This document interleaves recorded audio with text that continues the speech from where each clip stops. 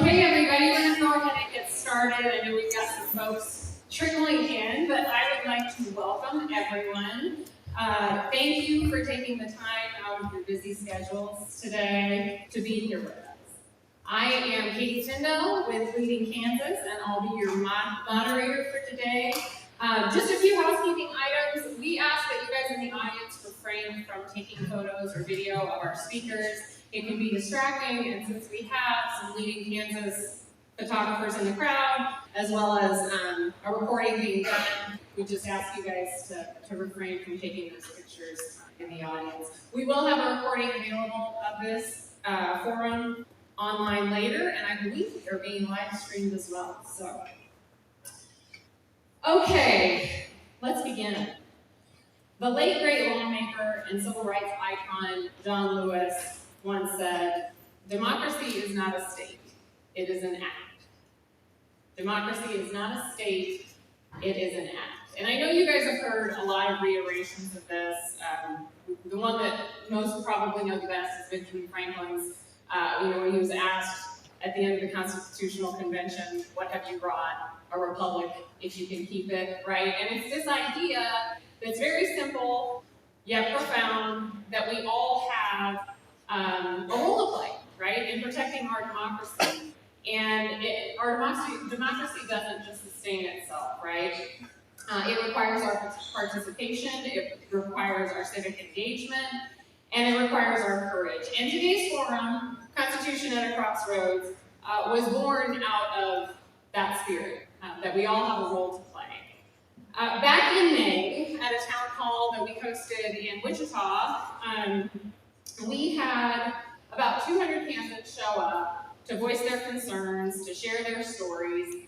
And a lot of what we heard that day wasn't necessarily about politics, but it was about principles and attacks on our institutions. We heard a lot of concerns not only about the policies that were coming out of Washington, but also on the erosion of our democratic institutions, the erosion of checks and balances, executive overreach, and this growing sense that the rule of law and that our institutions were being ignored, or even worse, they were being intentionally weakened.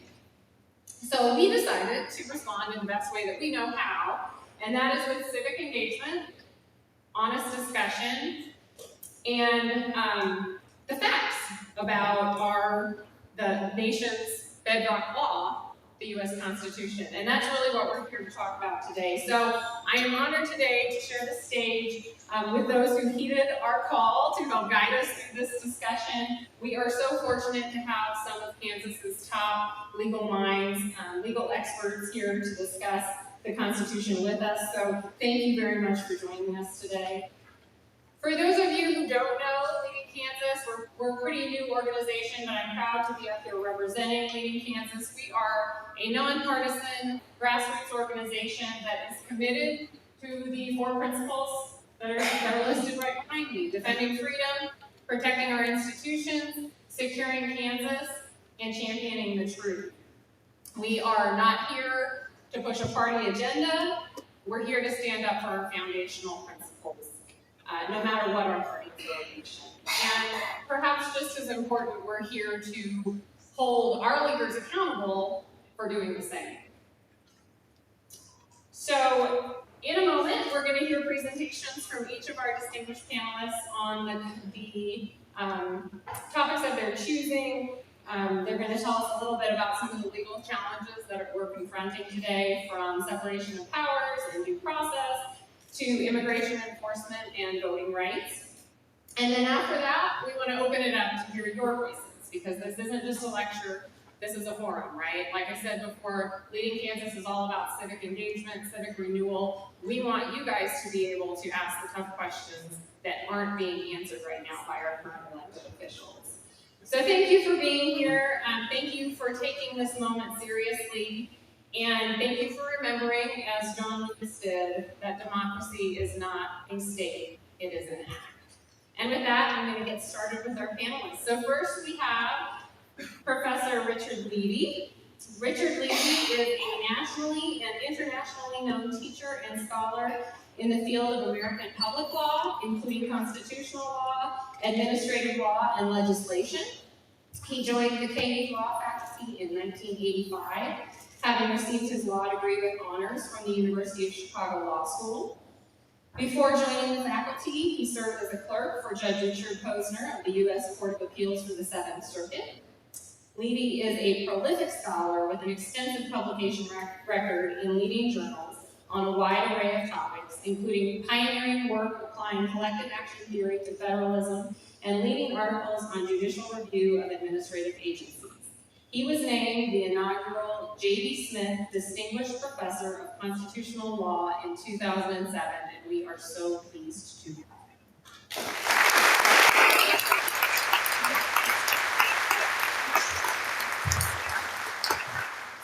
Thank you. Is this a good volume? Louder? How about now? Okay. As Kate, thank you, Kate, for the introduction, and thank you for the invitation. My name is Rick Levy. I've been on the KU Law School faculty for about 40 years now, and I'm here because on a Saturday afternoon in June, because I'm worried about the rule of law. And I suspect that you all are here on a Saturday afternoon in June because you are also worried about the rule of law. So I'm worried because I think the rule of law is an essential precondition for a constitutional democracy or a republic to operate.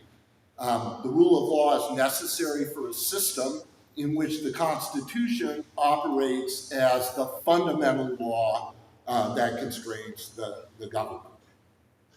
Constitutional democracies based on the rule of law are, in my view, a good thing.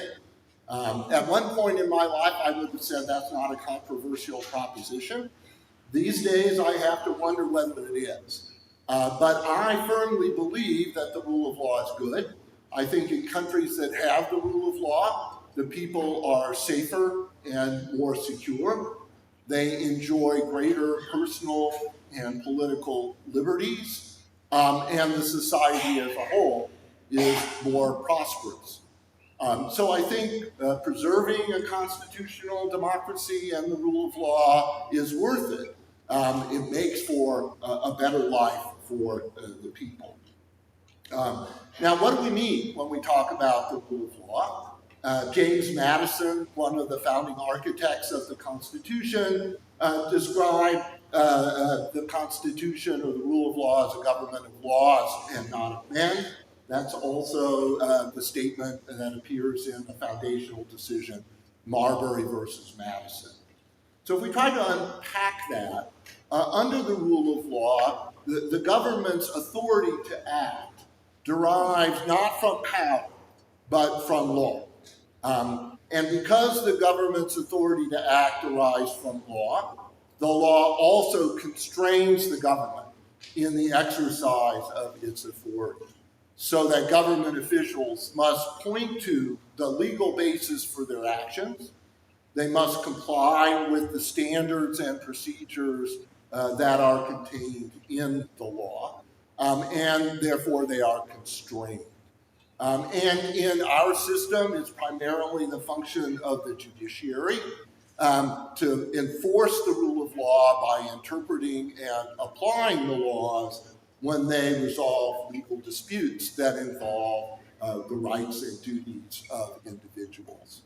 Now, when courts are resolving legal disputes involving the rights and duties of individuals, they have to interpret the law, they have to apply the law, and when there is more than one possible source of law, and those sources are in conflict, they have to apply the superior law in order to resolve the dispute. That's why courts have the authority to declare acts of Congress to be unconstitutional, because those acts of Congress are in violation of the Constitution, and the Constitution is superior law.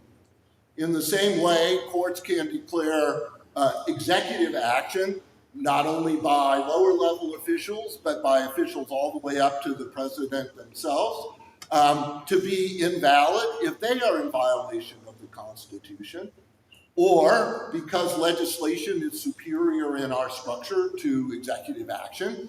Executive action is also invalid if it violates a statute and the provisions that are in a statute.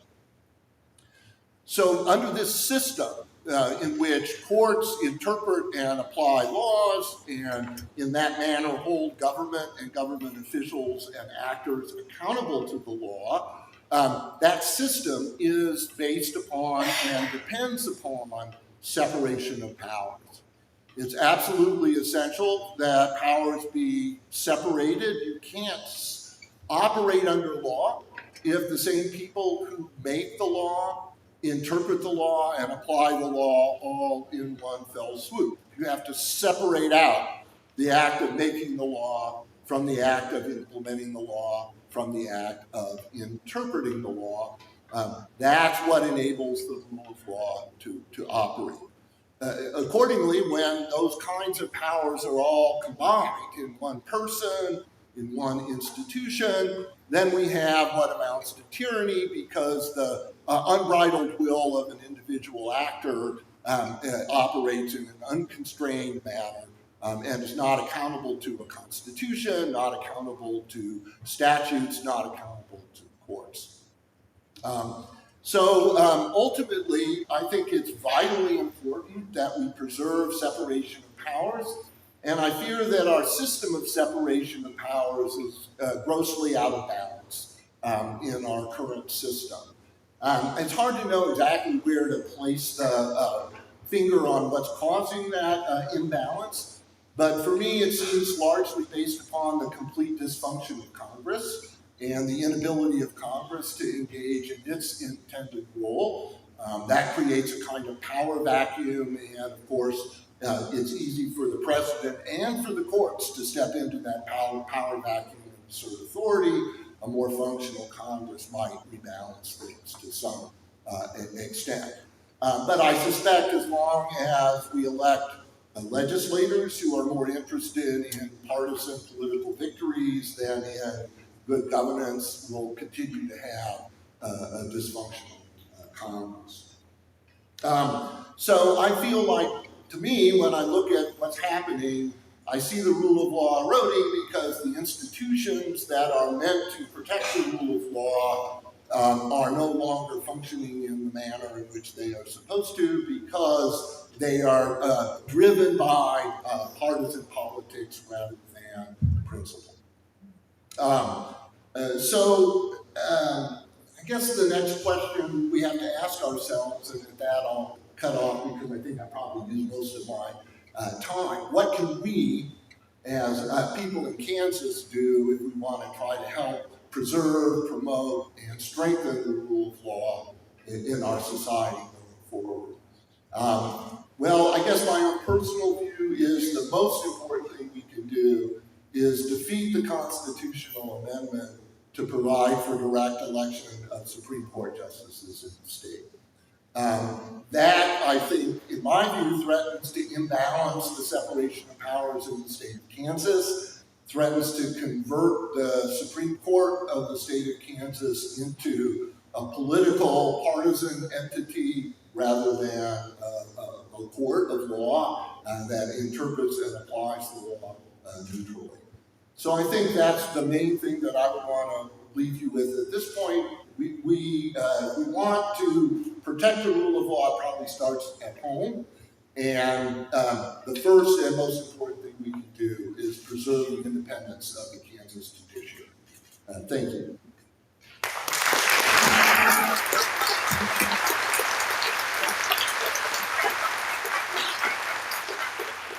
Thank you, Professor Levy. Next, we're going to move on to Dean Jeffrey Jackson. Jeffrey D. Jackson is the James. I'm getting some feedback. Are you guys getting some feedback? I think I'm going to flip that off real quick. Yeah, and then we'll just have you flip it back on. Sorry about that. Sorry about that. You guys can hear me now? Okay. So let's start over. Dean Jeffrey D. Jackson Jackson is the James M. Hannick Dean and Professor of Law at Washburn University School of Law. He has been a professor at the school for 20 years. Prior to coming to Washburn, he was a staff attorney for death penalty and constitutional issues for the Kansas Supreme Court. He has also served as a law clerk for the Honorable Mary Beck Briscoe in the U.S. Court of Appeals for the 10th Circuit, law clerk to the Honorable Justice Robert E. Davis at the Kansas Supreme Court, an associate at Bennett and Dillon LLP in Topeka, and a staff attorney for the Kansas Court of Appeals. Jackson received his BBA in economics from Washburn University in 1989, his JD from Washburn Law in 1992, and his LLM in constitutional law from Georgetown University Law Center in 2003. He teaches Constitutional Law 1 and 2, as well as Constitutional History. Please help me welcome Dean Jeffrey Jackson.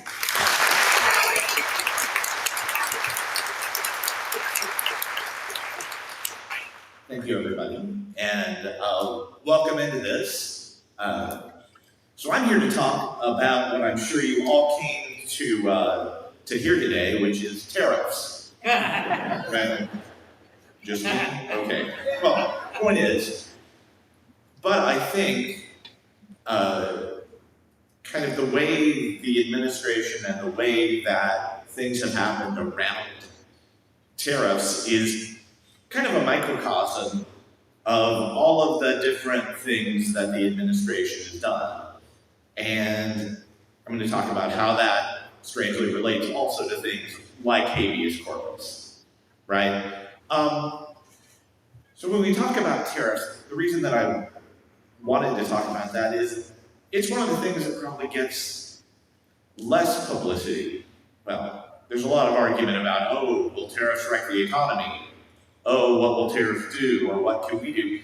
But almost nobody's talking about, wait, can the president do tariffs at all?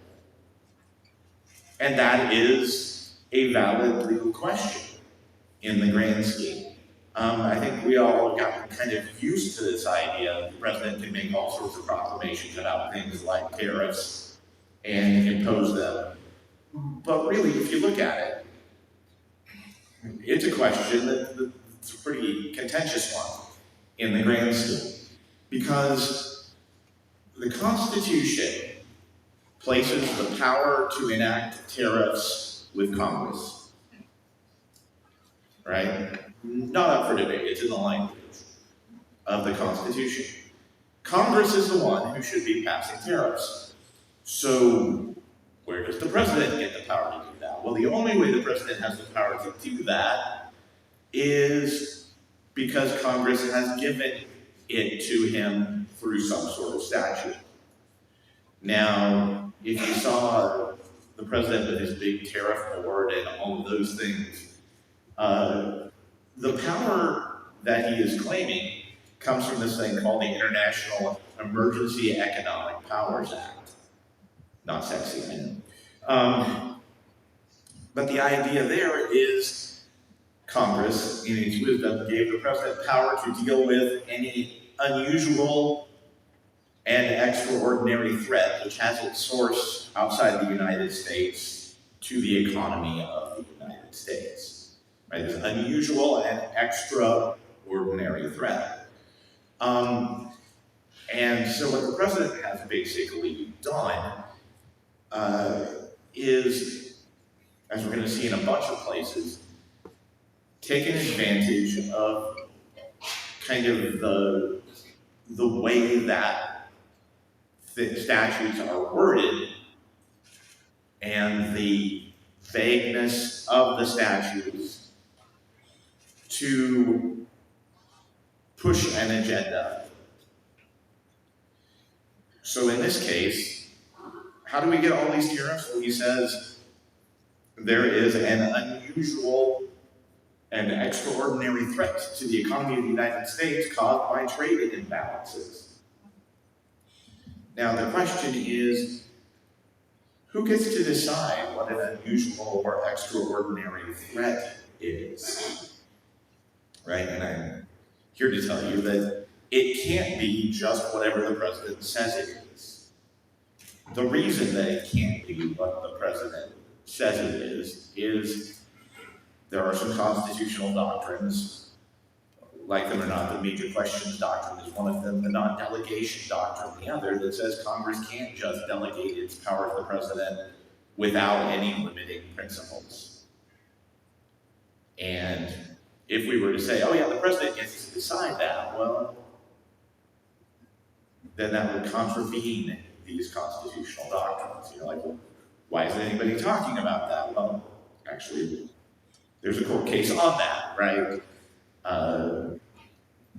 So the Court of International Trade issued a decision that is now up on appeal that in fact, yeah, the president can't use his tariff power to impose tariffs on countries, because if you look at the way Congress delegated power, right? They said basically just having an economic imbalance isn't one of those emergency things. That is, Congress meant that to be a true emergency, right? And you don't get to just declare one of those. That's not how any of this works. Sometimes I feel like teaching constitutional law, my entire course can be summed up in me saying, that's not how that works. That's not how any of this works, right? So we've got a decision on that. What does that have to do with other things, right? Well, it's a microcosm. If you want to talk about the Alien Enemies Act, which is another thing that they've used, right? Well, first of all, it was passed in 1798. Congress wasn't anticipating all of the things that can happen, right? But what they were talking about is it operates only if there is a declared war between the United States and a foreign nation or government, or an invasion or predatory incursion, which they basically meant to be something like a, well, basically what they meant it to be was Britain coming down from Canada with just a small amount of people making a raid, right? We know what they meant it to be. So again, how does the president get to invoke that? Well, because he issued an executive order saying, hey, these gang members are a predatory incursion. And I'm the one who gets to decide what a predatory incursion is. Well, no, again, this is a congressional function. They passed the statute, and now courts get to interpret that sort of statute. So people are saying, well, why aren't these things being stopped? And the answer is, well, they are, right? They are eventually, but it takes time. And really what this administration has done is basically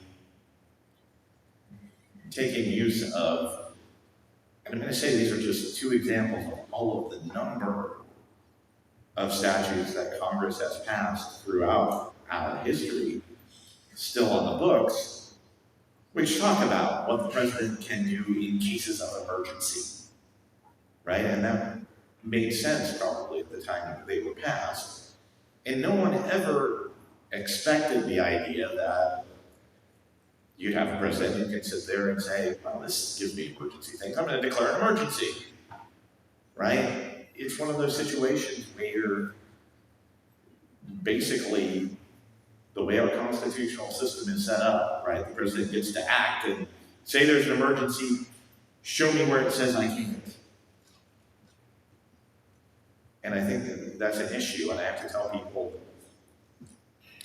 yeah, it's one of the power imbalances in the Constitution, but also in the way that Congress has set these things up, right? Using vague language that, yes, eventually will get unraveled. A lot of this stuff will eventually get unraveled, but there are probably going to be people hurt in the meantime. And I don't know that there's great things we can do about that sort of thing. So what does this have to do with habeas corpus? Well, this is another one of those things, right? the Alien Enemies Act talks about how if you do have a war or predatory incursion, we've used it pretty much exclusively up till now, dealing with actual wars, well, you can remove people who are alien enemies. And so that's one of the things the administration seized on as, oh, we can remove them. And the problem we run into there is this removal, and pretty much everything that we're talking about is subject to what is known as the Great Writ, which is habeas corpus, right? Unless Congress suspends habeas corpus, and they can't do it by accident, they literally have to say things, say that they're suspending habeas corpus, and the only time they have the power to do that, in fact, is during war or insurrection. Unless they say so, habeas corpus applies to everybody. That's everybody in the United States, no matter what your status is. What is habeas corpus? Well, at its ground, it is produce the body, right? Which is anybody who's being taken up or imprisoned or held, whose freedom is being restricted by the government, has the power to file for a writ of habeas corpus, which is the government must produce me in court, and the government must show why they are doing this to me, and that they have the power, right, to do this to me. And of course, it's one of the things, it's not to say that the government can't do it to you, it's just that they have to produce you in court and provide you reason for why they're doing it. So for the people who are subject to the Alien Enemies Act against some gang in El Salvador and Venezuela and all of these different things, and Nicaragua, habeas corpus says before they can be removed, they have to be produced in front of a court and be able to try and show that they're not in the category, right?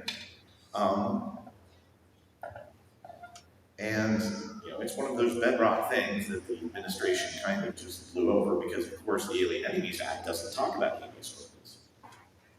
It's like, again, it's a show me where it says I have to give them habeas corpus. Well, you have to give them habeas corpus. It's the ground rules. And really, that's kind of this idea of the Constitution as a rule book. So one of my favorite things, and I'll close on this, one of my favorite movies in the entire world that talks about law. They say, what's your favorite law movie? And I said, it's a movie that only incidentally talks about law, right? It's Bridge of Spies. If you haven't seen that, you should see it because it's wonderful. Right? And Tom Hanks plays a lawyer who's representing a Russian spy, and it's clear he's a Russian spy, right? But Tom Hanks has been, against his will, basically made to represent him, to show everybody that the American system of law is working. And this is in the 1950s, and it doesn't make him popular in the grand scheme, but he's contacted by a CIA agent who says, hey, you gotta tell us what your client is saying to you. It's important for national security. And he said, well, we're not having this conversation. The guy says, yeah, we're not having this conversation. He's like, no, we're really not having this conversation. And he says, but the CIA agent says, there's no rule book here. And he says, well, he says, so your name and the name is a German extraction. He's like, German extraction, right? He says, yeah. Well, I'm Irish, both sides. All of us came from somewhere, but what makes us Americans? Only one thing. 111. It's the rule book. We call it the Constitution. So don't tell me there's no rule book. There is one, and that's kind of the big thing we all have to think about. There's a rule book here. If we had a government more interested in following it, it might be something. We have to make sure it's still the rule book, and it's the rule book for everybody. All right, thanks.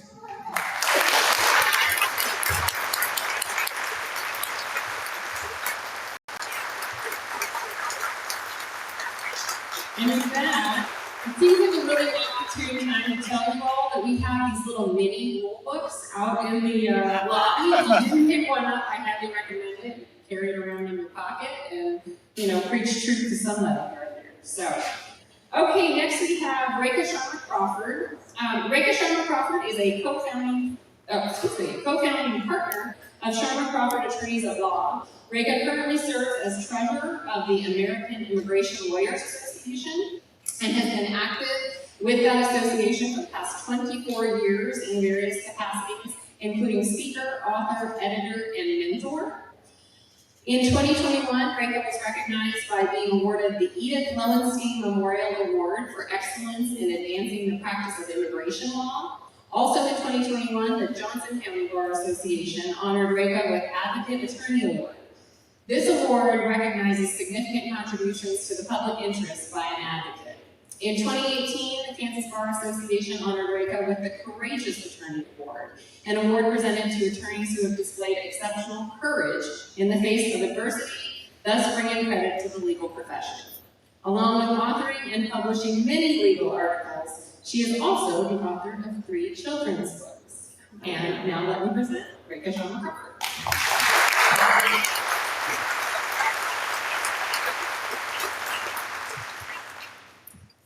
Due process.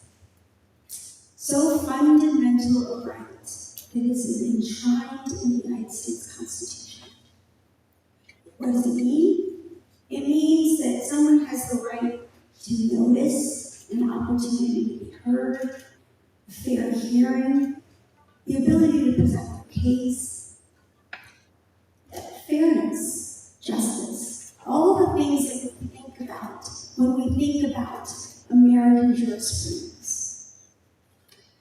But imagine this. Imagine if you had a citation for having your grass too long in your yard.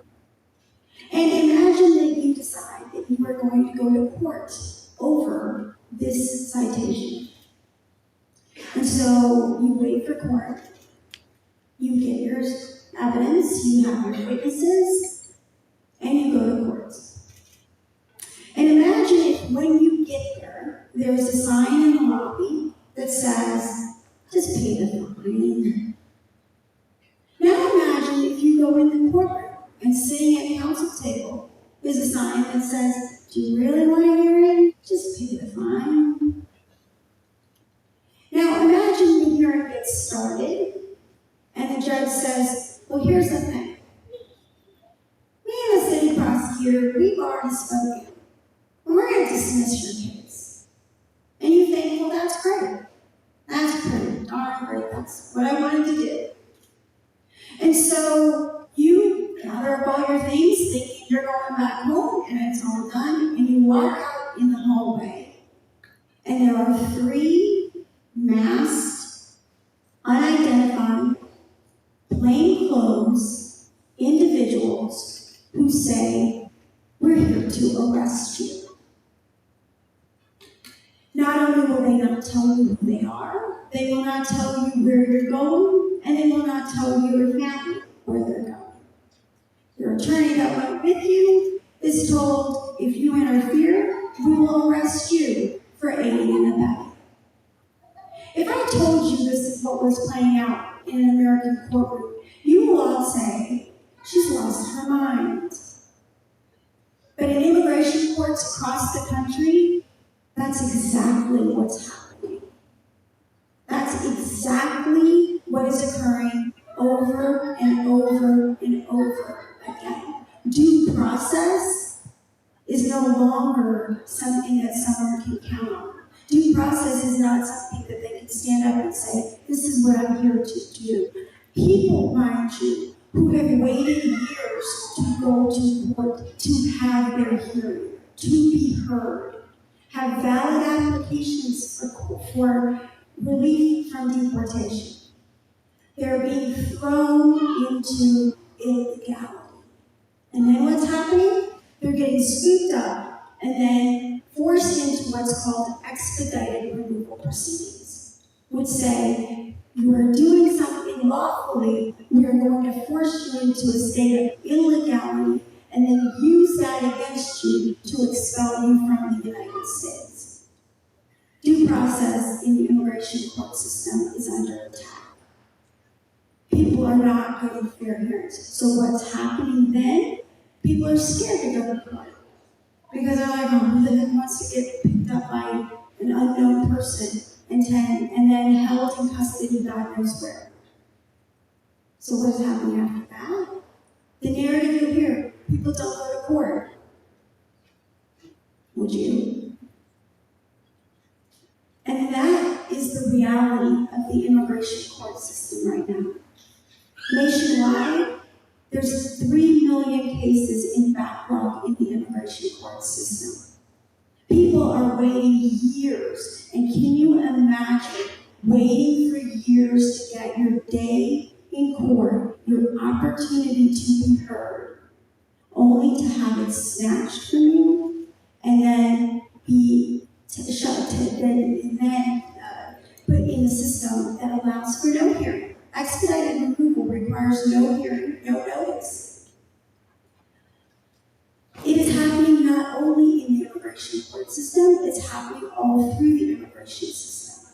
People with valid visas, people with valid documentation. It's happening in record numbers. Many of you probably heard over the last couple of months the students who had their visas revoked without notice, without an opportunity to be heard, without anything. And in fact, when the litigation commenced on that issue, what we found is that there was very little thought. There was very little thought in the process of how and who was selected to have their student visas revoked.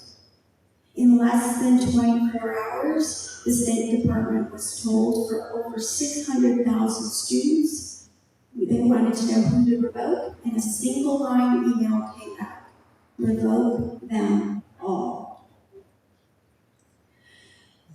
People want to say that, I get all the time people who ask the question, why don't they do it the right way?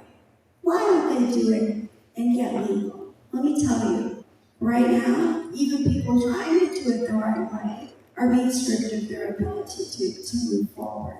It's happening in cases that people have filed for asylum at United States Citizenship and Immigration Services. They're dismissing them, putting them in removal proceedings. People are going to court. The judges are dismissing them. ICE is putting them in expedited removal proceedings. Children who are here and have been found by state court judges to have been abused, neglected, or abandoned, and therefore they are eligible for what's called special immigrant juvenile status. And what happens with that is they get that status and then they're able to get a work authorization document. Now, obviously they're not going to work, but it allows them to get a social security number or an opportunity to go to school, do certain things. What is happening right now is that work authorization is being revoked without notice, without an opportunity to be heard, just simply a letter that says, thanks but no thanks. TPS, you'll hear in the news, Haiti, Venezuela, all of these countries, they're in legal status, forced into illegality, without notice, without an opportunity to be heard, over and over and over. So one of the things which is happening with regards to the idea of due process is that it is being normalized to not give due process to non-citizens. Dean talked about the Alien Entities Act. There's two cases I want to talk about that you've all heard in the news lately that I'm Abrego Garcia. Everybody's heard about Mr. Garcia. Mr. Garcia had gone through the process of deportation proceedings and had an order of deportation. However, he was granted what is called withholding of removal. Now, what withholding of removal does is it says that we believe that if you are deported back to El Salvador, you will be tortured. And so, if we can find a third country to send you to, then that's fine. But otherwise, you have the protection that says, we're not going to remove you to El Salvador because someone has made a factual determination that your life is in danger there. The attorneys for Mr. Garcia realized that he had been taken in, right, and had been put in with a group of individuals, there were about 300 of them, that were quickly moved from their home state in Massachusetts to Texas. And so the habeas that Dean was talking about, before the attorneys could even get the habeas on file, they moved him. And now it becomes, well, the question is where to file the habeas. And so Mr. Garcia, the U.S. attorney for the government, said that they agreed that he had been deported incorrectly because they had quickly deported him to El Salvador, where he wasn't supposed to be deported to in the first instance. The U.S. attorney acknowledged that in court, and what happened? The U.S. attorney was fired. So even those who are trying to work within the rule book are now facing a very difficult challenge. Do they stand up for the rule of law? Do they stand up for the rule book? Or do they lose their livelihood?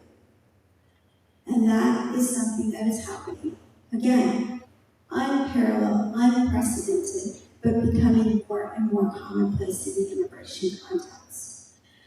The second case that I'm sure you also heard of is Mr. Mahmoud Khalil. Mr. Mahmoud Khalil was a green card holder.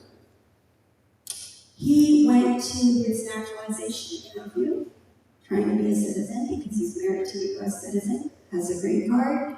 When he gets there, he is arrested for what is for a very little used piece of law in the Immigration National Act that allows the Secretary of State to make a determination that says that somebody's presence in the United States is harmful to U.S. foreign policy. In that case, Mr. Khalil was again taken into custody because he was protesting and was engaged in pro-Palestinian speech. Lawful conduct done in a lawful way, being found to be unlawful, and therefore the basis of having him lose his green card based on a simple letter from Mr. Rubio. No opportunity to cross-examine Mr. Rubio, no opportunity to bring him into to ask him what is the basis for any of this. None of that occurred. Simply a letter that said, I believe as Secretary of State that this individual, his presence in the United States is a danger to U.S. foreign policy. Mr. Khalil has now eventually been released, but he's been in custody since March. Lawful permanent resident of the United States, engaged in lawful activity, being detained for months without hearing because the government, without notice, without due process, decided to hold him in custody. Part of that, what I mean for those two cases in particular, is because you hear it in the news and sometimes the media doesn't always get it right. But the reality is that you're going to start to hear this more and more and more in terms of where people are not being given their day in court. And so it's going to become an incumbent on you all to do more than just look at the headlines. Because I'm telling you right now, the headlines isn't where the whole story is. And it's going to require you to take that active stance of maybe you want to go to immigration court, and it's in Kansas City, it's not far away, and bear witness to what's happening. It's an open courtroom. Watch what's happening there.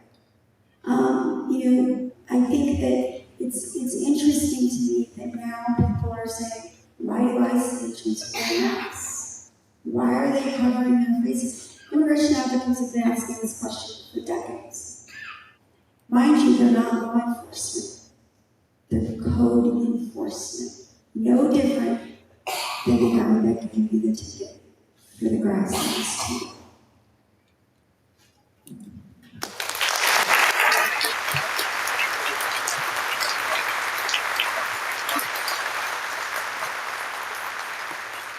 Thank you, Sam. All right, and last but not least, we have Dr. Micah Kubic. Dr. Micah Kubic has served as the Executive Director of the ACLU of Kansas since January 2022. With 26 years of experience in civil rights and racial justice work, Micah leads the largest advocacy organization in Kansas, defending and strengthening the rights that belong to everyone under the Constitution. Micah previously served as the ACLU of Kansas's director from 2015 to 2018 before leaving to lead the ACLU of Florida, one of the largest ACLU affiliates, for 3 years between 2019 and 2022. We're glad to have him back. Prior to joining the staff of the ACLU, Micah was the Director of Planning, Development, and Evaluation at the Full Employment Council, a Kansas City area workforce development agency, Senior Program Officer at Greater Kansas City Local Initiative Support Corporation, a community development organization, and Legislative Director for a Kansas City Councilman. Micah holds bachelor's degrees from the George Washington University, as well as a master's degree and doctorate in Black politics from Howard University. His first book, Freedom, Inc. and Black Political Empowerment, was published by the University of Missouri Press in 2016. Please help me in welcoming Dr. Micah Kubic.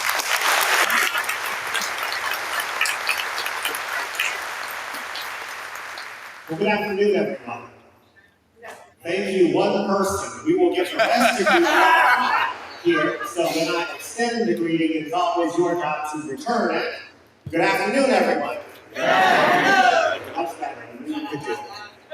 So it's really a pleasure to be here with you this afternoon. Thank you all for being here today. I want to especially thank the folks at Levy, Kansas for putting this on today, for having me. And also, I really want to take a moment to celebrate them for the work that they have done over these last several months. They have come a long way in a very short time. And what they have done in the matter of just a few months is really remarkable. So I know a bunch of people who would spend 6 months arguing about the logo and the name. They've got a lot more than that in 6 months. I was thinking a little bit about what I wanted to say to you this afternoon. And my father is from the deep South, a place where storytelling is both an art and a pastime.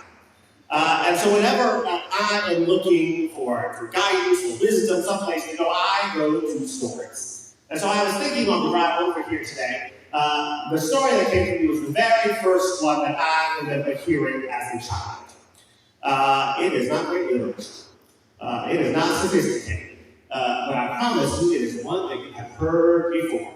The first story that I heard as a child was the story of the 3 little pigs. Y'all remember anybody bring that up? What happened? There were 3 little pigs, each of them wanted to build a house. The first pig was at least a little bit complacent, if not lazy, and so he decided to build a house made out of straw. Well, the big bad wolf comes along, he huffs and puffs, he blows that house down, and he eats the first little pig out. The second little pig is watching from the sidelines, sees this, decides that there'll be just a little bit more work here, and so he builds a house made out of sticks. Well, the big bad wolf comes along, he huffs and he puffs, he blows that house down, he eats the second little pig out. Well, the third little pig is wiser than all the rest. He decides to put in work and build a house made out of brick and mortar, a house made out of stone. So when the big bad wolf comes along, he huffs and he puffs, he huffs and he puffs, but he cannot blow that house down. Now, when we are told these stories as children, yes, they're supposed to entertain us, but also they're supposed to teach us a lesson. They are parables, they are fables. We're supposed to get something out of it. What is the lesson that we are supposed to learn about the three little pigs? Well, we're supposed to learn the value of hard work, the value of strategy, but also to be keenly aware of danger, to be keenly aware of those on the outside who would seek to wreak havoc and chaos and destruction everywhere they go.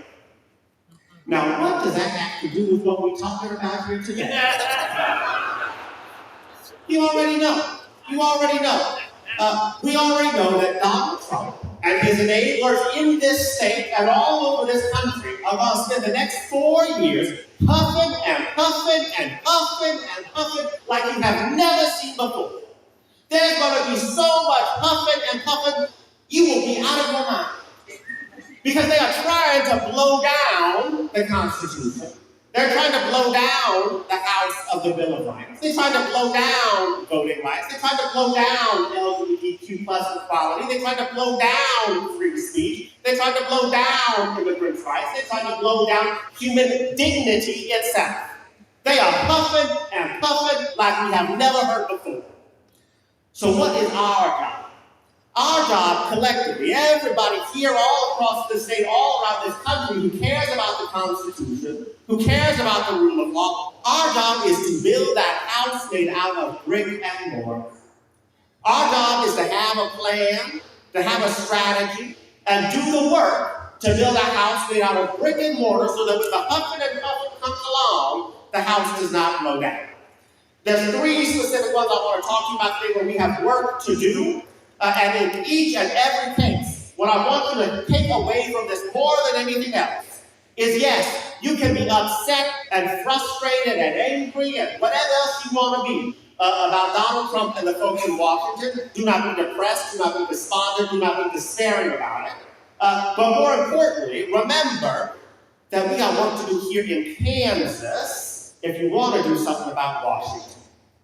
The battle does not exist only in Washington, it exists here too, and there are real concrete things we can do right here, right now in our own communities that will make people's lives better, but also respond to the frustration that you find in Washington. So the first one, attacks on free speech. Attacks on free speech, attacks on dissent, attacks on anybody who disagrees with these jokers. You can see this in a bunch of places. You can see it in the attacks on law firms, not necessarily the most sympathetic of folks, but still great big multinational law firms who are, the administration is trying and has succeeded in many cases in getting them to cave, to say that they will no longer take on pro bono cases that are not favored by the administration. Now, you don't have to root for the lawyers. People rarely do, but that's okay. You don't have to root for the lawyers to understand that it is real people who are impacted by this. It is the clients, it is those cases that other folks won't take on that are being impacted when the administration comes after those law firms. Because what they were doing before was providing legal support to immigrants' rights cases. They were providing support to folks in correctional facilities who are being mistreated. They were providing support for LGBTQ plus equality, pursuing same-sex marriage 10 years ago, right? These are all the sorts of cases that those big law firms were taking on and now are no longer doing because of the outreach from the administration. The same thing goes for free speech on campus. The same thing goes for folks who are being denied of their rights in immigration courts because of stances that they have taken. The same thing goes for folks who are getting stopped when they're traveling in and out of the country because someone finds a meme of gay fans on their phone. In each and every case, it's about trying to stifle dissent, trying to stifle the ability of folks to show that they don't support these policies. And the same thing is true around DEI, right? Diversity, equity, inclusion. That's really about saying that this administration does not want to hear perspectives that they don't want to hear. That they don't want to acknowledge the existence of people who they don't want to acknowledge. All of those things go together. And so what can we do about it? Well, we got to make sure that our local governments, our local public education institutions don't cave into that stuff. That they stand strong on policies that still make sure that diversity, equity, and inclusion happens. That they still say, we want to acknowledge people's existence. Yeah, the federal government is going to try and come after them. The federal government is going to do what it's going to do. They can still say no until the very last moment. So long as it is a choice, continue to say no rather than to cave. There may come a time where they try to force you, but up until that very moment, so long as you have the power of choice, say no. And so our job is to make sure that those local elected officials, local decision makers, local stakeholders keep on standing strong and build that house made out of brick and mortar. First one. Second one. Immigration. Rekha already talked about all of the things that you are seeing in terms of immigration enforcement, the violations of due process, the violations of human dignity. Here's the piece that I want to mention for you. For all that the administration talks about its deportation machine, for all that it talks about how the millions of people who it wants to deport, including now birthright citizens, right? Despite all that it talks about that, the dirty little secret is that the only way that they will have the infrastructure to implement a program like that is if they get the support of local and state-based law enforcement agencies. They do not have enough people in ICE, although the president is certainly trying to get more, right? But they do not have enough people to do that. The only way that they have of executing this huge deportation machine that they're talking about is to create for-profit enterprises, like they're trying to do over in Leavenworth with the core Civic facility. But also to get local police departments, local sheriff's agencies, state highway patrols to do their dirty work for them, to sign up to do routine, frontline immigration enforcement. And they are trying to do that all over the country by executing something called 287G agreements. 287G agreements. A sign that something really evil can be concealed in the most banal of names, right? 287G agreement doesn't sound like anything at all. What it is the local government saying, yes, we will be deputized to be immigration enforcers and go and arrest people for you, detain them for you, do all of ICE's work for you. Well, they're trying to get local and state governments all over the country to do this. I would give you one guess as to who one of the very first people knocking on their door in Washington to execute one of these agreements was. I'll give you a hint, he's the Attorney General of Kansas. The very first person to sign up and say, I want to do one of these, please give me a little star to be a deputy here, was Chris Cohen. Now, the Kansas Highway Patrol very quietly and politely told them to kick rocks when they were asked to do this. And other police departments and sheriff's agencies around the state are declining to do so. But there are a bunch of them who are under pressure to do it, who are trying to get to sign up. And so if we want to build a house made out of brick and mortar, if we want to build our defenses, if we want to defend ourselves, one way to do it is to make sure that our local governments say no, they're not going to sign up for one of those. Each and every one of them requires a vote by your local city council, your local county commission to enter into it. And so our job is to tell them, we don't want you to do this. We don't want routine frontline immigration enforcement done by our local folks. You can think whatever you want about the president's immigration agenda. You can think whatever you want about immigration in general. What we should not do, though, is take law enforcement officials away from their regular job to do this. We don't ask ICE agents to do the code enforcement. We don't ask ICE agents to stop jaywalkers. I don't know why we would expect our local police to become immigration officials instead. So if you want to build a house with more, and start part to say no to 287G agreements. That's something local governments can choose to do. Again, it is a choice. They're not being forced to do it. They're not being compelled to do it. All they're getting is a little tersely written letter in the mail saying, will you please do this? And our response is, no thank you. So that's the second. Third one, voting rights. So I don't know about you, but I think democracy is under attack.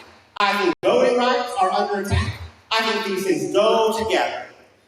Because the right to vote is about more than just going into the ballot box and pulling the lever for one politician or the other. The right to vote is really a marker of citizenship.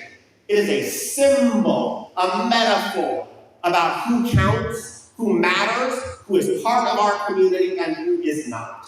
And so the attack that we see on voting rights is about more than Election Day. It is instead an attack on our values as Americans. It is the thing that connects all of this together. All of these things are attacks on democracy because they're all about kicking somebody out of community rather than calling them in.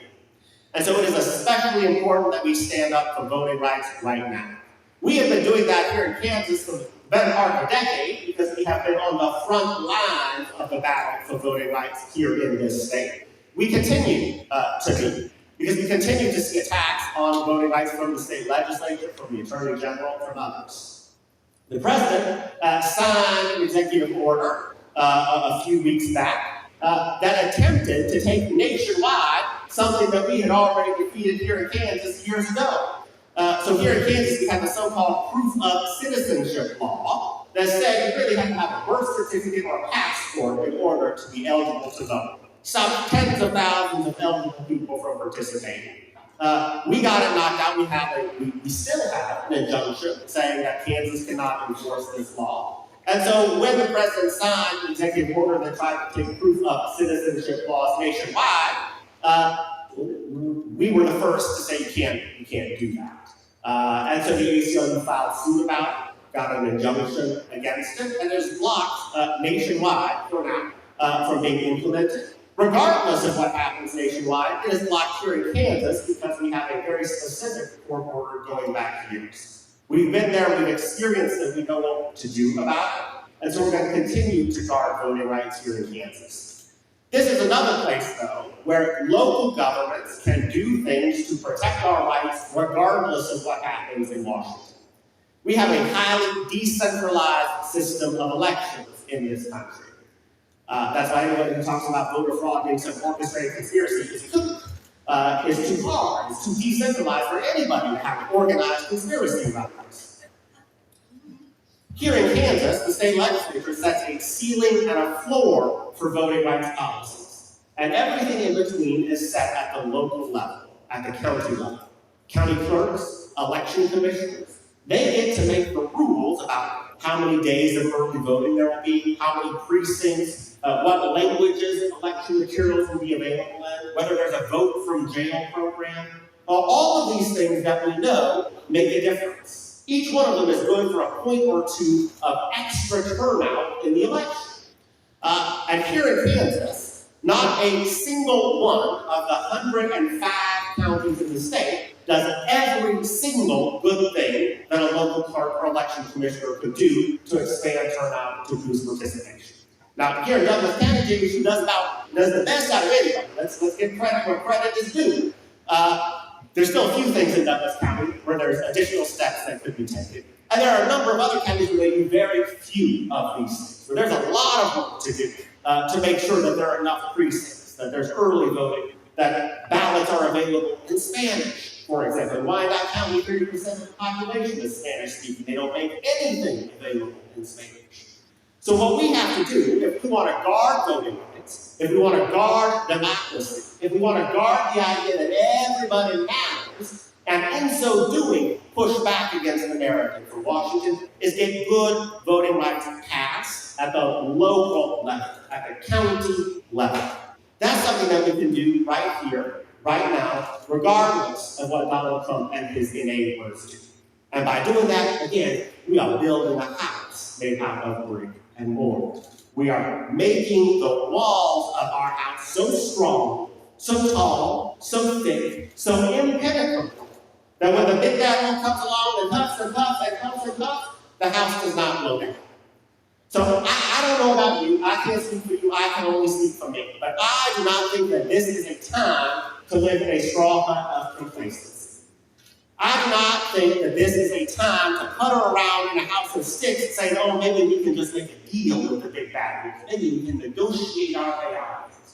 No, I think now is the time to build a house made out of brick and mortar, to do all that we can at the local and state level to make sure that we are defended against all the huffing and puffing and puffing and puffing so that our house of American democracy does not blow down.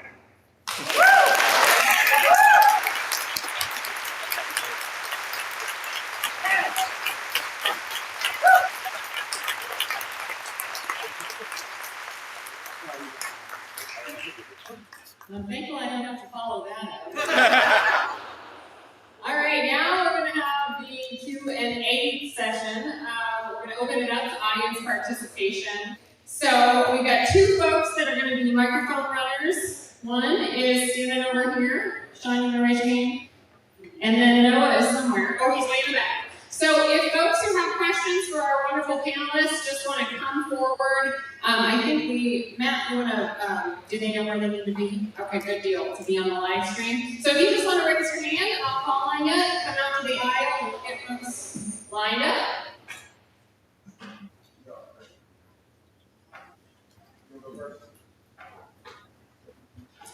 All right, go ahead. Oh, mistake. So, rules of microphone etiquette. Noah has to hang on to the microphone. So this is how we do things so that nobody takes the microphone away. We'll get started. Go ahead, Noah.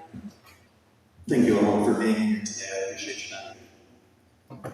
On the back of what was just discussed, starting with Professor Levy and going on down the panel, what should each of us do each and every day on the back of this meeting? What can each of us do outside of calling, outside of gathering? What can each of us do each and every day to make sure that this doesn't continue?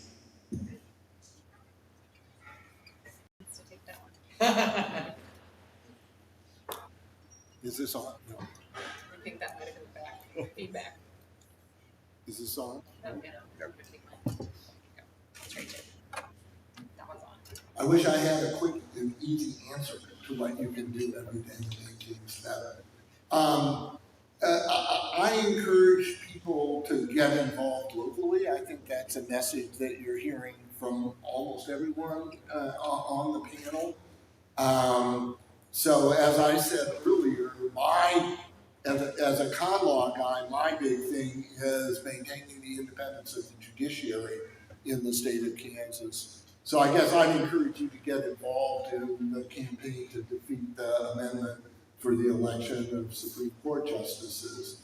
That's my own personal view. But there are plenty of other things you can do to get involved. The most important thing, I think, is to hold everyone accountable to law. And that's not just your enemies, that's also your friends. So. Yeah, to some extent, the activism part is above my pay grade. I'm a con law guy. But I would say the big thing for me, right, is educate yourself about how the system is supposed to work. And tell your friends. Right? Tell your friends, tell other people. Look, this is how things are supposed to work. Because I think if we can correct that misinformation, we're going to be in pretty good shape going forward. So I think be an ally. Part of what's happening is that communities are scared, and so honestly, they don't know who they can trust and who they can't. So be an ally, and if that means if somebody needs you to go with them to USCIS, or somebody needs you to go with them to ACLU, turn your cameras on. As long as you're recording on public ground, you're free to do that. And I think some of that is powerful because when you have individuals who are scared, feel very vulnerable, just knowing that they have an ally with them. I think even the Pope said, is telling people to take people with them, and it does make a huge difference. So I would say don't minimize the calling. Keep calling. Keep calling every day. It is an important thing to do. Don't get discouraged when the folks who are calling don't immediately change their behavior or change what they're doing. Keep calling. Anoint the Jesus out of them. And do it over a long period of time. And again, don't sleep on the local stuff. I think particularly as I talk with local elected officials in Kansas and around the country, a lot of them are sort of unsure of what to do, unsure of how to test the limits of the powers that they have right now. I think if folks in their communities are in touch with them and let them know that they will have support in saying no to some of these things, that's going to go a long way. So don't just call Roger Murphy, don't just call Jerry Brown, but call your local folks too and let them know that there are things you'd like them to use their authority at the local level to implement. Okay, next question. Yeah, right here. You bet.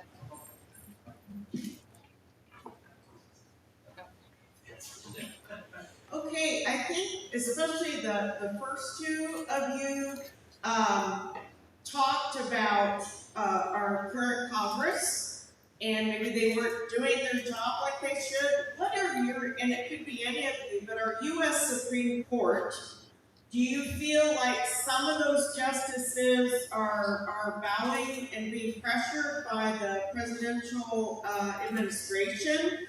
And part of that would be, whether you think that or not, would there be another way that would help make sure that doesn't happen? I know there's been some talk about having more justices on the Supreme Court, so just wondering.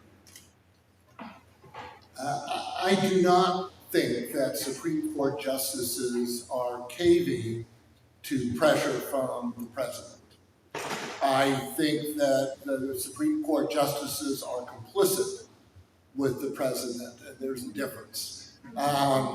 So I guess my position would be that, particularly in recent years, appointments of Supreme Court justices have become increasingly partisan and gone beyond sort of the normal ideological differences that you might expect to fall naturally, and that might arise naturally when you have some appointed by a Republican or some appointed by Democratic presidents. Now there's a litmus test. People are being nominated and appointed for the express purposes of achieving constitutional results, and they're being chosen for their ideological and partisan purity rather than for their devotion to law. I don't know that there's anything we could do to fix that except over a very long period of time by demanding that appointments become less politicized. Maybe expanding the Supreme Court would enable each position to be less momentous, less significant, and less powerful, make the stakes a little bit lower. But at the risk of sounding like a broken record, which is probably too old a reference for most of you,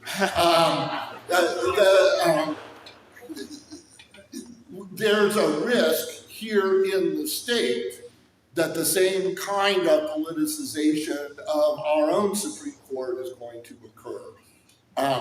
And I think ounce of prevention there is worth a pound of cure.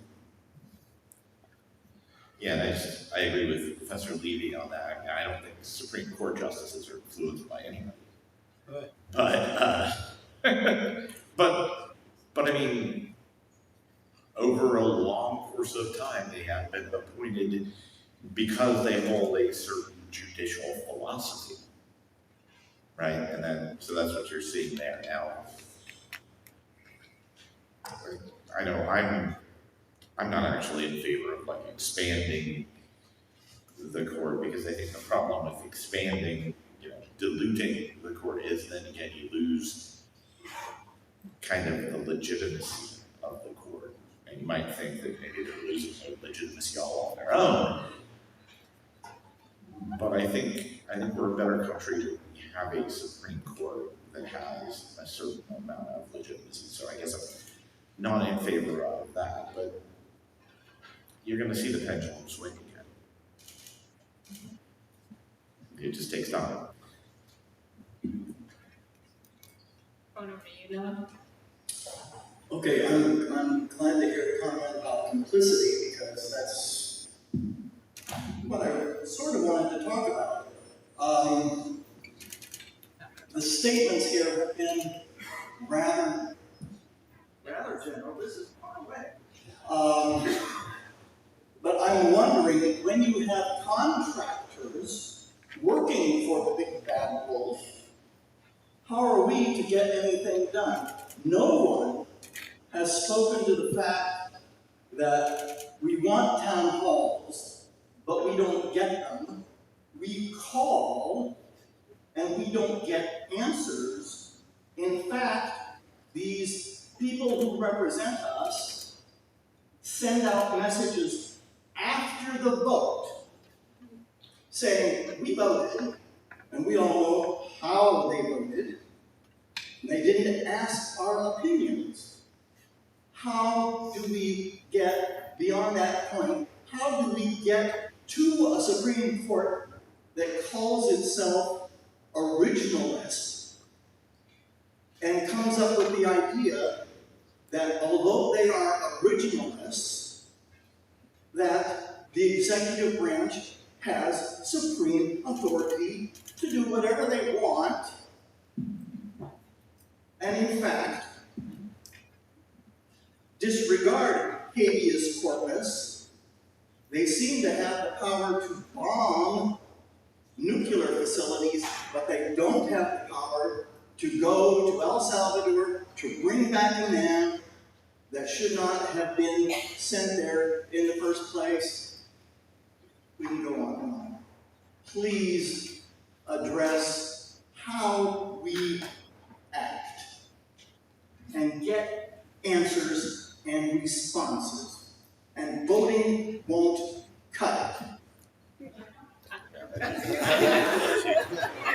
Apparently I haven't volunteered. But your book has probably been banned someplace. I hope so. I really hope so. So, I think a lot of this is about keeping perspective, right? Is there anything that we can do right here today that is going to make Roger Marshall, to pick a name entirely at random, change his mind? No! Right? Don't set that up as your standard for success. Set a standard of success on how do we change the narrative, how do we change the trajectory, how do we change the dynamic. And I think to some degree, that has already happened. Right? The fact that there are groups like this that are emerging all over the country. There are absolutely things where the administration has pulled back. There are absolutely things where state-level administrations have pulled back. And so to pretend like this stuff doesn't matter, I think that the calls don't matter, that you don't get a response. I would not get hung up on that. I would keep doing it anyways because it is water on stone, right? Water on stone. Eventually you erode away at what they're doing. Does it happen quickly? No. Do people continue to get hurt in devastating ways in the short term? Yes. But it is the one tool that we have that we know does succeed, right? Do I expect the Supreme Court to do something differently instantly? No, right? Alito and Thomas were hooligans and hacks long before Donald Trump came along. Long before that, right? So don't expect them to change their behavior. At the same time, there have absolutely been times where even this Supreme Court, as extreme as I think it is, has pulled back from the brink and said there are some very real limits here, and they have done so in response to overwhelming public pressure. I think part of it here with the court in particular is we get locked into this West Wing theory of the court as always a force for progressive change and pushing the moral arc of the universe. And to me, as a political scientist, that is ahistorical. From my perspective, as someone who cares a lot about these values, the period of time where the Supreme Court was a force for good change was from about 1954 to 1976 and not since. So the victories that we have won have been in spite of the court for decades, and that keeps me going now, because I think if we were able to win victories even in the face of that, we can do it again. We just gotta keep on showing up like this, keep calling, and not let their lack of response, the lack of immediate gratification, stop us from doing it.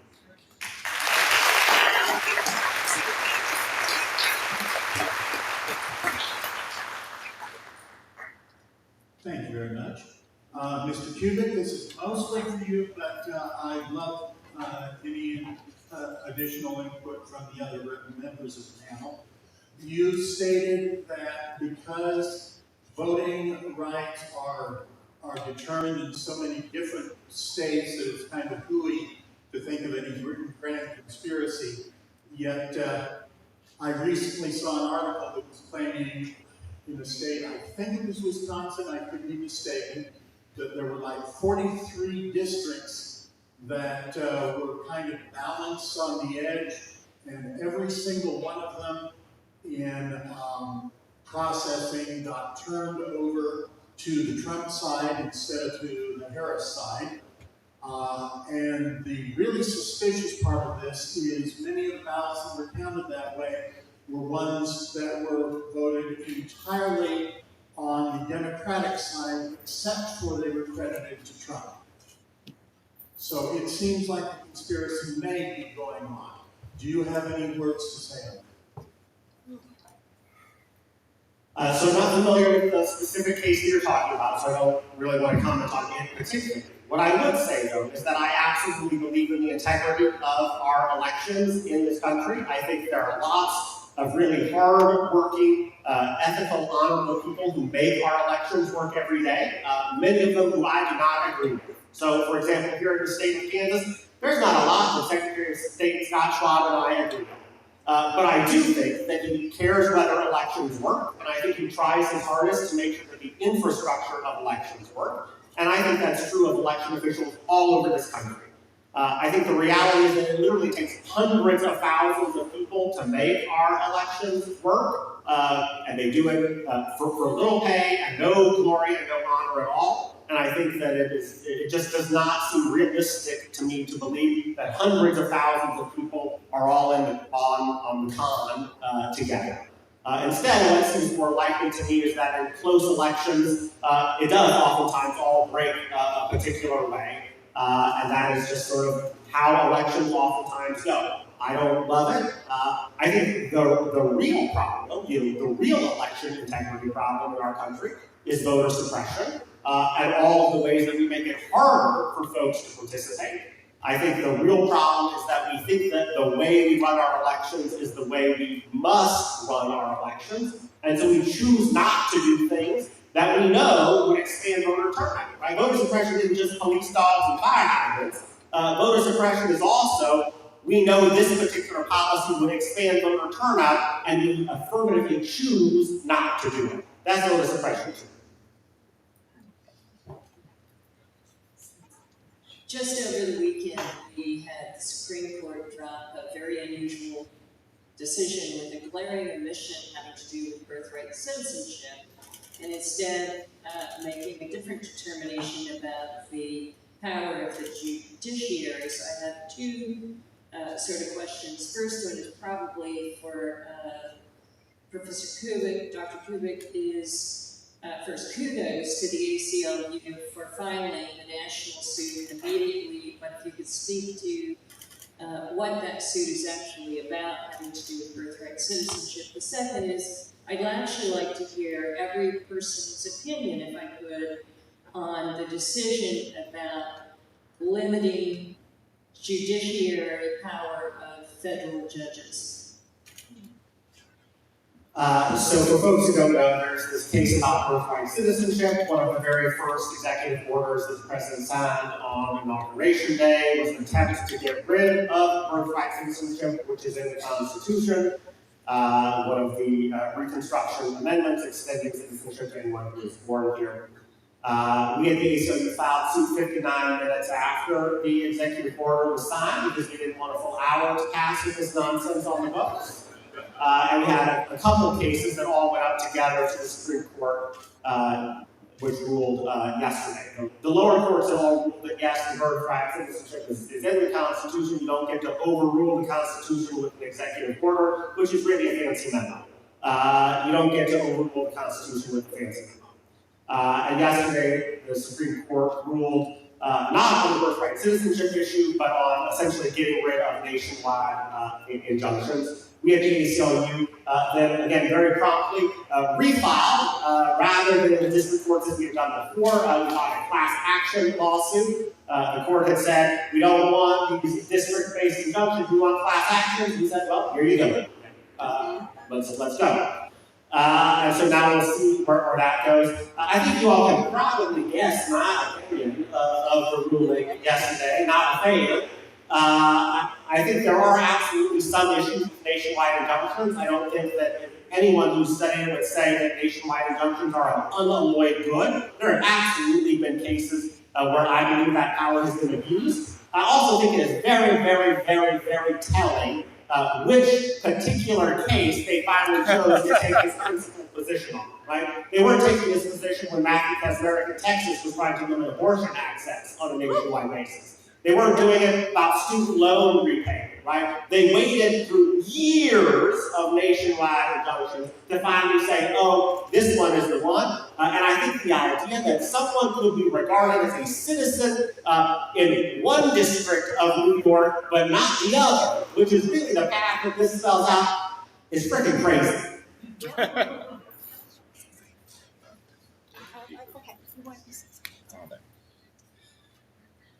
So, that's a hard one to follow, but no. I guess on the birthright citizenship idea, this is kind of where I say, I don't think that's going to change. So basically what the court did on Friday is they ruled against universal injunctions. Now, in the birthright citizenship case, that's not going to cause problems in the grand scheme. Why do I say that? Well, because obviously we have people who have filed a class action lawsuit, and that is, in my opinion, the way courts should handle this, right? It's not to get too far in the weeds, but it's a 23b2 issue, class action lawsuits. That's the way that really a lot of these things that are being brought by national injunctions, that's the way they should work. Why have they not worked that way?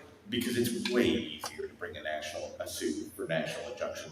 23b2 requires a little bit of hoop jumping, but not a lot. In fact, somebody said, what does this mean for birthright citizenship? I said, we'll see a certification of a class on Monday, basically, at which point there'll be a preliminary injunction for everybody in that class, i.e. everybody who's in the category of birthright citizenship. There'll be an injunction against what the president did, and then, we're back to the same thing. So for this particular thing, I don't think that there's really a big issue here. But there are other things that are going to be a little more difficult, and I think that's the point there. Now, to be fair, the Supreme Court never did say they were going to talk about birthright citizenship.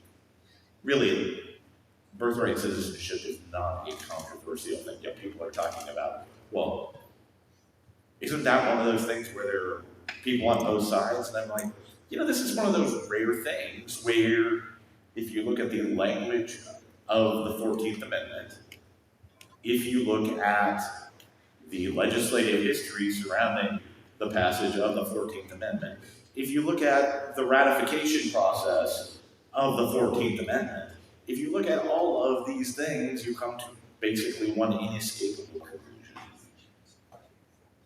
which is there's birthright citizenship. There's nothing an executive order can do to change that. But it just takes a different avenue to do those sorts of things. And as I said, I think it's one of those things that you're going to see. The only reason it takes probably till Monday is because it's really hard to certify a class in a day, although it has happened. But I don't think that's going to be the thing that's the issue. So I think it's a little bit different in the sense that I do think, as Micah was saying, that it's been misused, right? DACA was held up, DACA was held up, the 100-day pause on deportations that Biden wanted was all held up by a nationwide injunction. So yeah, it's telling you which case that they used. But to me, I look at this as a access to justice issue. Because the problem is going to be is that class actions are difficult to do. Most immigration lawyers don't do them. We rely on nonprofits like the ACLU who have a machine to be able to do that. But they only have so many resources. They're not going to be able to do a class action on every single issue. There are very few nonprofits that are going to be able to say, we can jump in and do a class action on every single issue. And they take time. Class certification takes time. And all the while, it is going to cause a lot of damage while we wait out, the class action process. Let me, in a tangible way, for example, when you look at the Civic litigation that happened with the students, right? Yes, there was the case out in Georgia where they are certifying it as a class action. It still hasn't been certified as a class. So eventually there was the Northern District of California that issued a nationwide injunction against what was happening, what the Department of Homeland Security was doing.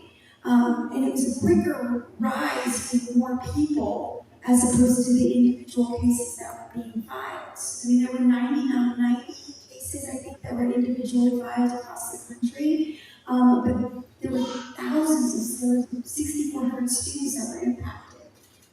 So I think it's an access to justice issue in that instance, is that there are some cases you can get faster change, faster response time by getting a nationwide injunction.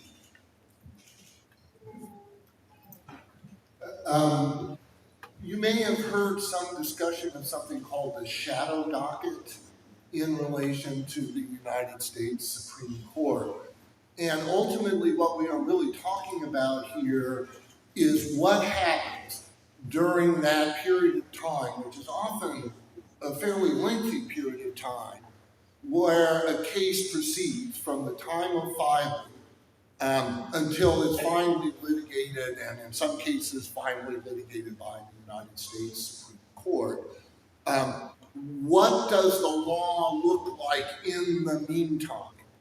And when you have a president who acts by executive order, which can be issued as soon as they can be written and are worth about as much in the absence of any legal authority, what happens in the meantime while the legality of that executive order is being litigated? That's critical.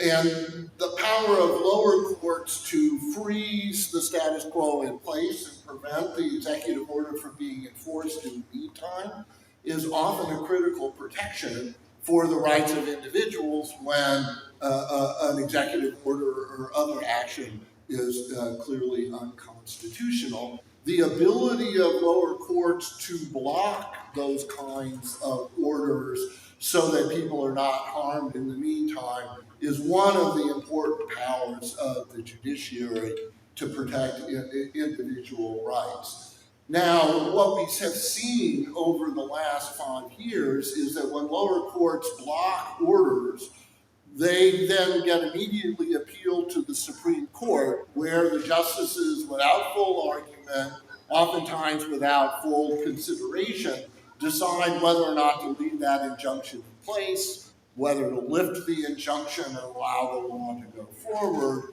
And when I talk about complicity earlier, it's really in the shadow docket where you can observe the pattern.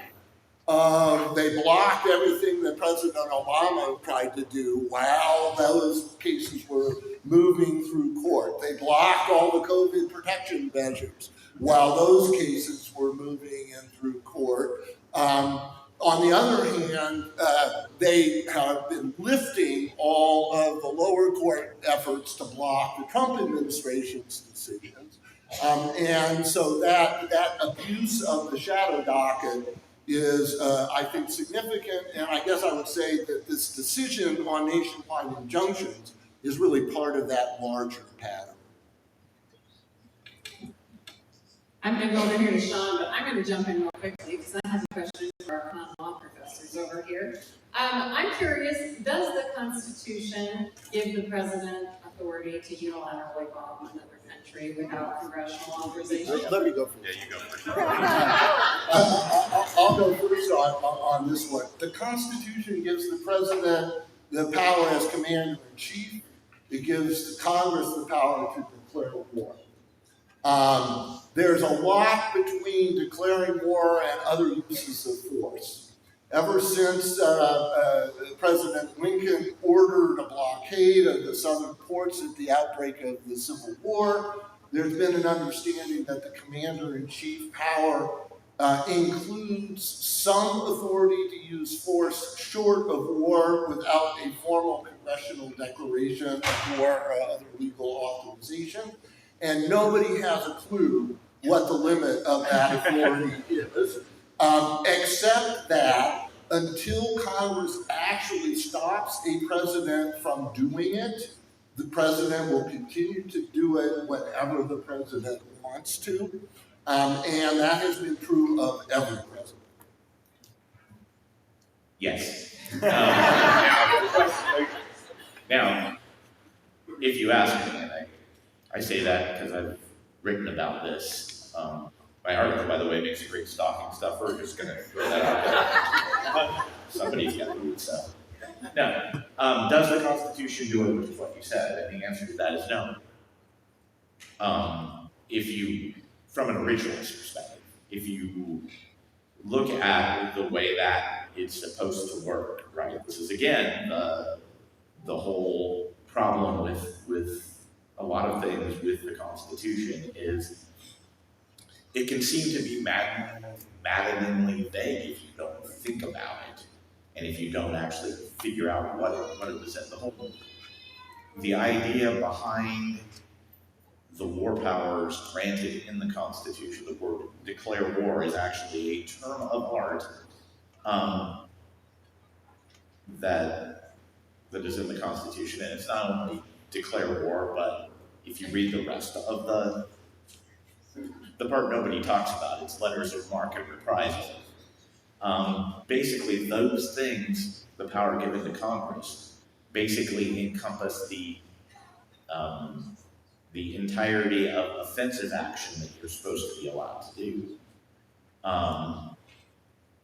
So the idea was that Congress would have to authorize offensive action, but the reason that they used the wording that they used were to allow the president the ability to respond to attack, right?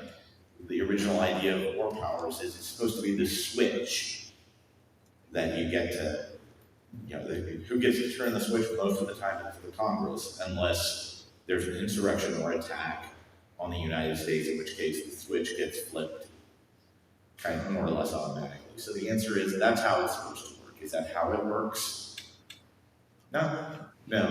But it hasn't worked that way, 100 years. Well, Professor Levy talked about about President Lincoln and his kind of idea, although I will say that actually falls under the sudden attack idea. It really did work that way almost all the way up to about 1954.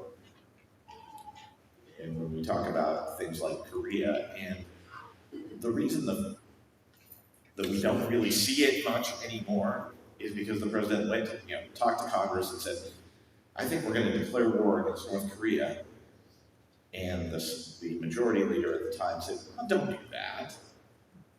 Why don't you just go ahead and do that? Why don't you just go ahead and send troops, and if it works out, we'll vote for it. So really, this is one of those things where I blame Congress. It is Congress abdicating its power that it should have. So, is it constitutional? No. Has every president since done it? Yeah. Okay, let's go over here. I'm really glad. Can you hear me? Yep. I got a big mouth too. I'm really glad you're all here. I can't tell you how grateful I am. I have a question about expedited deportation, but before I ask that, Ms. Sharma-Crawford? Okay, when you were talking about how people were so afraid of taking the rights, 2 days ago, we were having coffee outside, and a young woman came by, and she had a dog, and we loved dogs, and I told her about this and all that stuff. And she said, she's third generation here, she has all her papers and all that crap, she is afraid to go outside. This is one of my neighbors, it's that close. I read about expedited deportation. I recently was reading that it occurred under Obama, Clinton, right? So if that has actually been happening, has it changed much? What was the ground, what was the basis that they were able to do that? Can you talk about that, please? Thank you. Sure. So expedited removal is in the statute. There's a law that allows for it. And there are very specific criteria that must be met in order for expedited removal to occur. Generally, it's within 100 miles from the border. The individual has to be in the United States. It's called them recent arrivals, which means that they are only here less than 2 years. And so there's very specific criteria. The administration has expanded expedited removal to the interior. So this is what you're seeing happening. This is what they're doing is they're going in, dismissing cases in immigration court, and then saying, well, now we're going to remove you as opposed to allowing you for day in court. And so it's this overreach, it's this overstep of deliberately denying people their day in court, only so that they can use this mechanism to avoid having to go through proper channels, right? Because if you have an expedited removal order, you don't have a way to appeal. You don't have a way to do any of these things. So it's an end run against normal process. And that is what's happening. So did the Obama administration use it? Yes, they all used it, but this expansion of it, or this use of it where they're circumventing legal process to use it, that's what's occurring now. I originally was going to ask a question about class action suits, but Christine trumped me, and that's been asked and answered. One of the concerns that obviously is present is the ice raids and the dragnet that pulls in people who might be citizens who do not fit the category of being criminals or to an extent. And I'm just wondering, and without due process, that seems very illegal to me, like something from Nazi Germany. Is there, and Trump is doubling down on all this, the threat becomes, we're going to go to sanctuary cities, we're going to make it worse for you, we're going to take away funding, all that. Is there any avenue to say this is illegal, this is wrong, this should not be done in America? So one of the things that people need to understand is that ICE has zero jurisdiction over a U.S. citizen. They don't have authority over a U.S. citizen at all. What is happening is that they are getting picked up because they're profiling and they're doing all kinds of crazy things. And so people our U.S. citizens are getting wrapped up in this dragnet of other individuals. In my opinion, how are you going to get them to stop? I think we're going to have to look at FTCA claims and start holding them individually liable. Because there's really no other way around it. Because I don't think that they're going to just stop. Right. This morning, in fact, I think there was this raid, if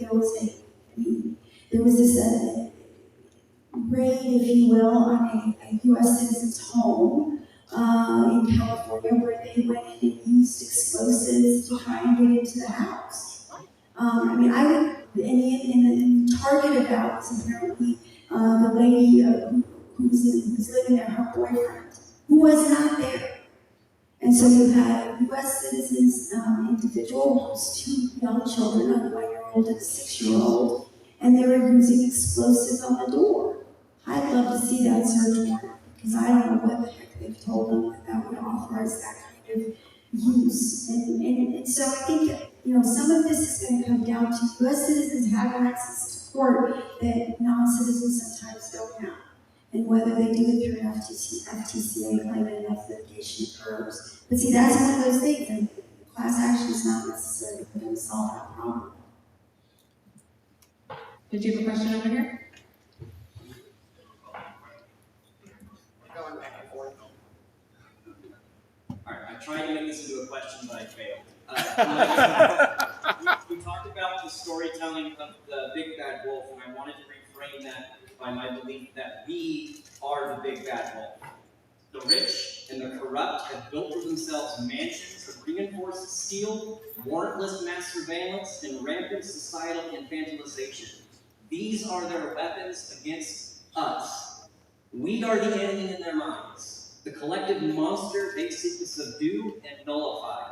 They have all the money and all the tools, until we, the wolf, accept how the money holders have turned the fairy tale of the American dream against all of us. We'll never again have a house to call our own. When people here ask questions, what do? We have to embrace that. It's not about being dark or being villains, embracing how they've already turned us into that. Everyone standing up for our rights is demonized. I got assaulted numerous times this year, acting out, embracing our rights. It doesn't matter to me. People with the money, we're the bad guys. And until we actually stand up and embrace it, we're screwed. Thank you. All right, Noah. Hello, once again, thanks for being here. My question deals with the Constitution, Article 2, Section 4, the impeachment of the president for high crimes and misdemeanors. In your opinions, have you seen actions or policies from the current administration that would qualify as impeachable?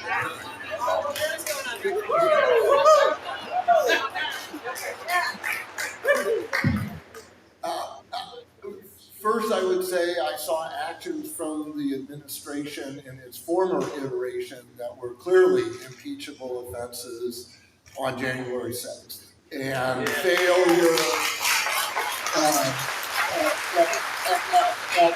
failure to impeach at that time has a lot to do with why we find ourselves in our current moment. Not just our current political moment, but our current frustration about the inability to enforce law against the President of the United States. Have I seen impeachable offenses? The Constitution says that you can be impeached for high crimes and misdemeanors.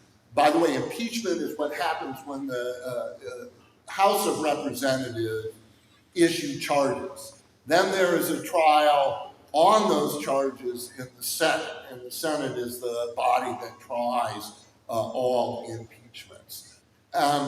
There is, as far as I am aware, no judicial precedence or authority that tells us what bribery, treason, high crimes, and misdemeanors all means, and how we define that.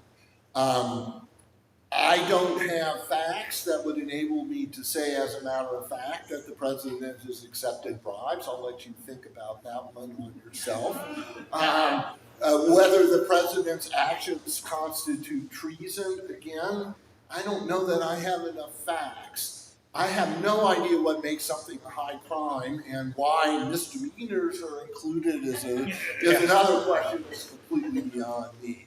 What we do have is we have some historical examples of presidents who have been impeached, and of course none who have been convicted and removed. And from what I can see of those historical examples, there's certainly a basis on which a majority of the House could decide that there have been high crimes and misdemeanors, and a super majority in the Senate could convict. But if you're waiting for impeachment to solve our current problems, I wouldn't hold my breath. And I think it's a little bit of a misnomer to think that there's actually a thing out there that is a high crime or misdemeanor. I tend to fall back on what Gerald Ford said about that, which is they said, what is a high crime? This is when he was actually in Congress. So, what is a high crime or misdemeanor? He said, anything the House of Representatives says it is. I mean, and that is kind of the idea, right? This is, from a constitutional standpoint, impeachment, the power there, is purely a congressional operation. That is, there's no court that can tell you what a high crime or misdemeanor is. There is no, and in fact, the court is actually expressly excluded from that, which kind of makes sense when you think about the Chief Justice. Well, the Chief Justice has to when a president is impeached, has to actually do the trial. But as far as the actual verdict, there's no appeal from that, right? It makes sense if you think about that's another way to get rid of Supreme Court justices too, right? Impeachment is one of those things. That's why courts don't have power. But yeah, I agree with Professor Levy. If you think impeachment is going to solve problems, it doesn't. Okay, so we have about 7 minutes left, and I had hoped to go down the line and have you guys give some closing remarks, but since we have a couple of questions left, are you guys okay continuing with questions? Yeah, questions. Okay, great. Let's try and get through these. Yeah, over here. A question for Sharma-Crawford. I've heard that when we record ISO on our phones, it's legal to record the video in public, but it may not be legal to record the audio to be on the stage. Is that the case? In Canada, can we record both?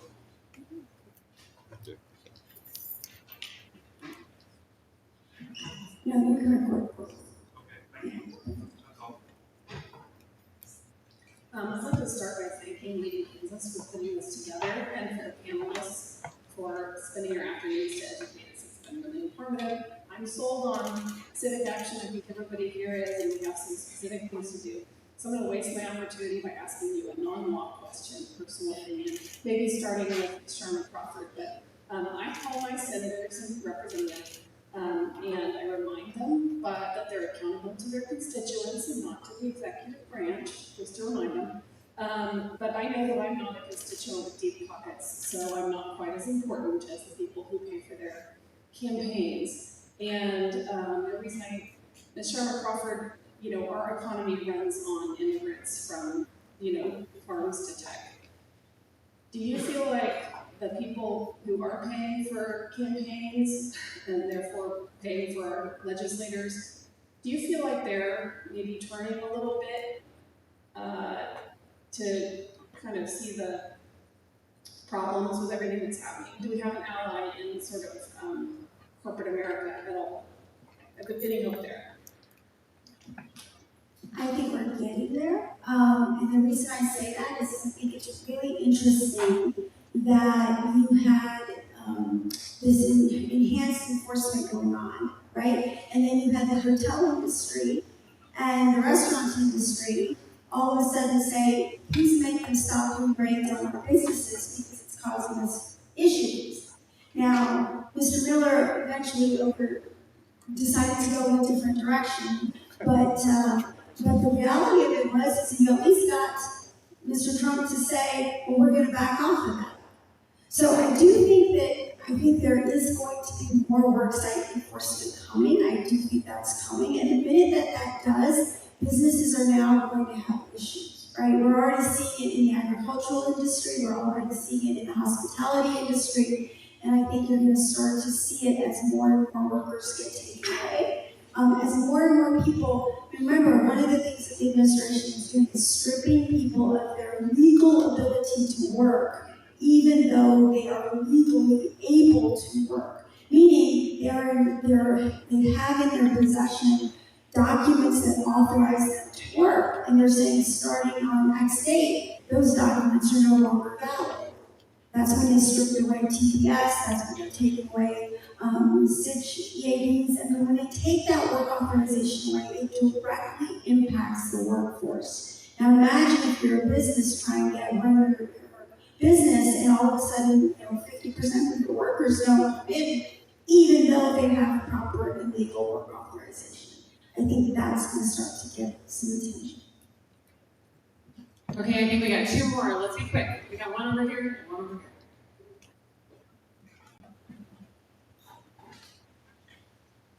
I thought I might mention to the room, some of you folks have already signed a letter, and I thought I would read 3 bullets from last year. We, the undersigned, call on every elected official in Kansas to hold open public forums where constituents can share their stories and ask questions. 2, provide clear written responses to the issues that we enumerated earlier in the letter. 3, reaffirm their duty to serve all Kansans, not just insiders, party loyalists, or donors. 5, when we get a sufficient number of signatures, we will send it to every state and federal representative in Kansas, and we will take it from there. Thank you, Marty. So what follow up? Yes. So what she's referencing is a civic demand for answers that Leading Kansas has up on our website, leadingkansas.org. You guys can go there, read the petition, and sign it if you so choose. It's all about holding our elected officials accountable and asking them to answer the hard questions since they're not providing public forums. Go ahead, Mom. Hi, and thank you for being here, first of all. I could ask about 1,000 questions. I was wondering if I could run and you don't speak up. But knowing that that's no. I'll start with the current injunction, the national injunctions. Okay, this might be a stupid question, but would there be any chance of that being applied retroactively for anything? Assuming that's a no, but does that make sense? Something has been already been made a national injunction by federal court of work. Oh, are you asking whether or not yesterday's or the ruling earlier this week would somehow throw current national injunctions into question, whether or not they are still applicable? Is that, am I getting that right? Okay. And the short answer to that is yes. So I would expect that on Monday, along with the class action, every nationwide injunction is going to face a challenge going back to the court that issued the nationwide injunction, saying here's the new Supreme Court precedent establishing the circumstances and limiting your authority. Reconsider your order. And I think all of those orders are likely to be reconsidered, and a fair number of them will probably be narrowed to the jurisdiction or even the parties before the court. Yeah, I think that's true. The thing to understand about what the Supreme Court case did is it didn't just say, oh, well, all nationwide injunctions are dissolved. It is saying that courts don't have the power to do nationwide injunctions. The injunction power extends only to what is necessary to bring complete relief to the parties before them. Now, that doesn't mean that everything just goes away. It's courts are going to have to figure out, okay, how broad should the injunction be? So there's going to be a lot of stuff. And I would assume that during the time all of that is getting figured out, the people who brought the suits that dealt with nationwide injunctions are going to be trying to figure out how to turn those into class actions and those sort of things. So it's going to be an interesting 30 days, but nothing just gets immediately dissolved. All right, folks, well, it is 4:01, and I want to be respectful of our speakers' time. First of all, thank you guys for that.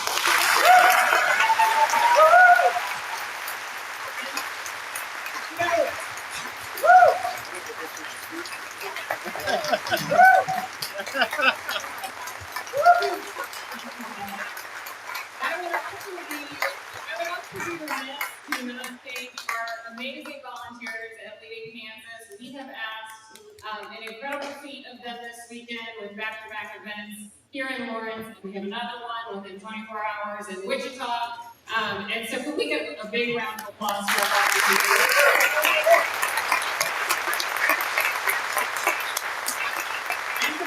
The next thing to know about our event in Wichita tomorrow, we are hosting a town hall with Senator Chris Murphy from Connecticut and Representative Maxwell Frost from Florida. Again, this is all about holding our own leaders accountable. We have invited them to town halls numerous times and received declarations for silence, and so we're going to hold that town hall. Again, it's another platform for you guys to show up and ask the questions that you have about what's going on in the country right now. Let's keep doing the work, you guys. Like John Lewis said, democracy is not a state, it is an act, and it is going to take all of us to protect it right now. So thank you again.